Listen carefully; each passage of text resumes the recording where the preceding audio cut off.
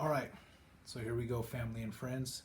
Trying something new, haven't done it before. A little video with the live screen in the background and some football on the side over here.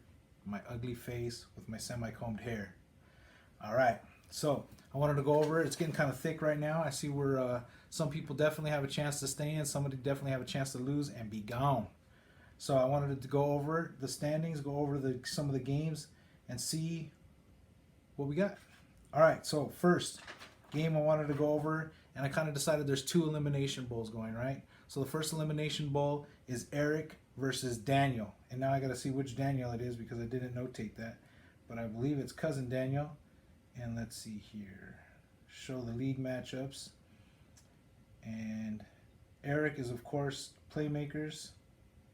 And Daniel is Cucamonga Cracker Killer. So it's Danielita, cousin Daniel versus Eric. And they're both 3-7. Whoever loses this, that's it. It's over. They ain't coming back. It's not going to happen. So let's check it out real quick, the little matchup. You got D Carr versus P Rivers. That's about a toss-up to me. Ronnie Anderson versus D Hop, who's already got a point because we're live. We got the game going, as you can see. All right, so got to go D Hop there. Galladay versus Thomas. You got to go Galladay versus there. Thomas hasn't done nothing all season. He's still a maybe if he even does anything. Elliott versus Edmonds. Definitely got to go with Elliott on that one. Edmonds is kind of a second back. Let's see. So the computer basically we're running down the rest. I don't know. Doesn't seem that interesting for these losers. But anyways, let's see here. So computer says Daniel's got the best chance of winning this thing, and Easy's going to still be way down below with no chance. Guess we'll find out.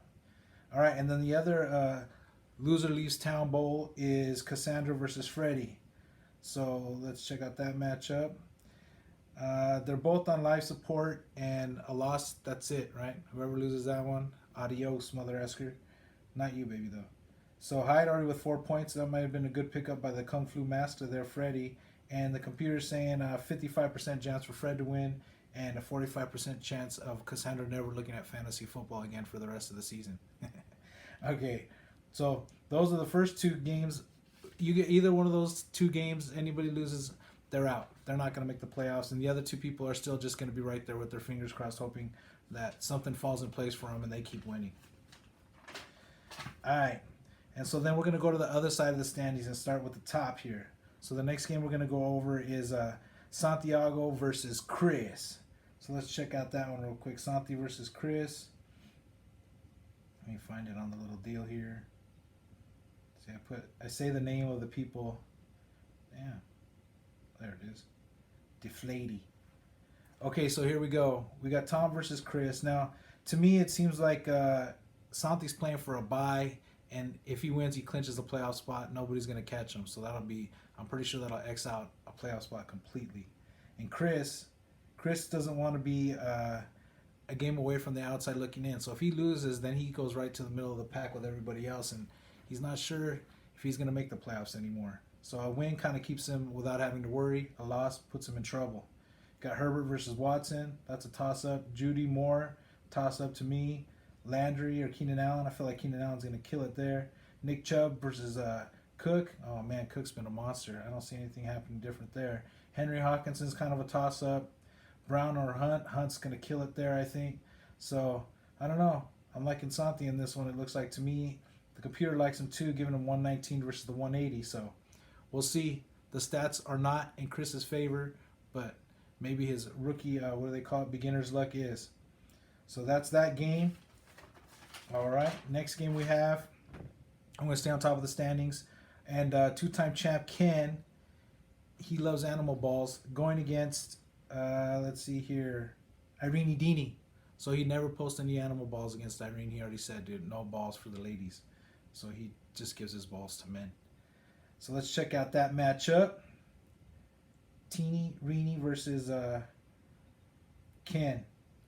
All right, so we got Mahomes versus Brady. You like Mahomes there. Lockett's already got 2 points because we're going live right now with the game on in the background. But Lockett McLaurin, that's a toss-up. Fuller against Pittman. Ooh, I like Fuller there. B. Scott against Alvin Kamara. That's tough for Inudini. That's a big lopsider. And that's where you get the 36 to 64% there. So Irene needs a lot more out of Myers and Christian Kirk here. If she's going to get anything done, because those two guys, they're going to have to step up big time to keep her and put her into the matchup. She's got Ayuk on the bench. That kind of hurts right there. So we'll see. Rini, she loses, and her spot is up for grabs. I think she's only 5 for 5, right? 5-5 right now, or something like that. So let's see. In the standings, Irene is 5-5. So a loss puts her right here with all the rest of the losers, and a win kind of keeps her a really good place to stay in the playoffs. So we'll see what happens there. All right. Next, I kind of like all these matchups that are left because they're all in the middle of the pack, so it kind of can shuffle things around, or everything can just kind of stay the same. So we'll see. So next we have Nate, who's 5-5, against, who do we got?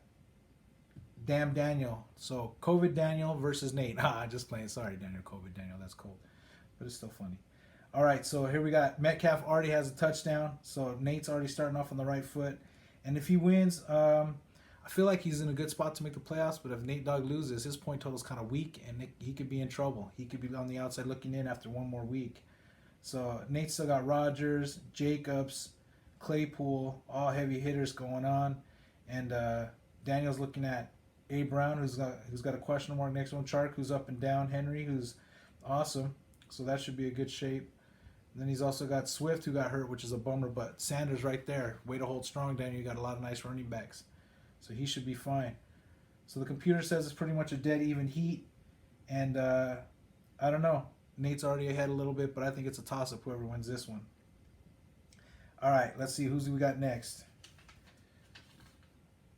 So if Daniel wins, he still has a chance to get into that 7 or 8 spot eventually. But if Daniel loses, it's over. All right, the next matchup is me versus B-Dub.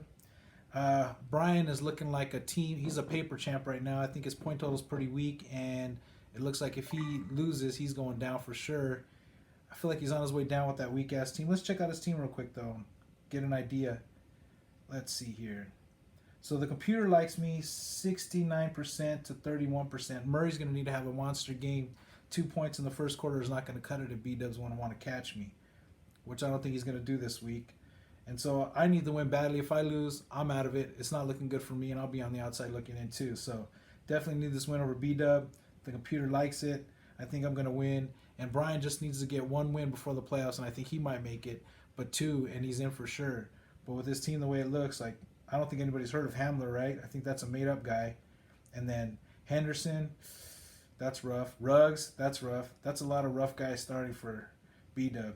And if he wants, he can go to the bench and go after Lazard, who may be hurt, or Akins.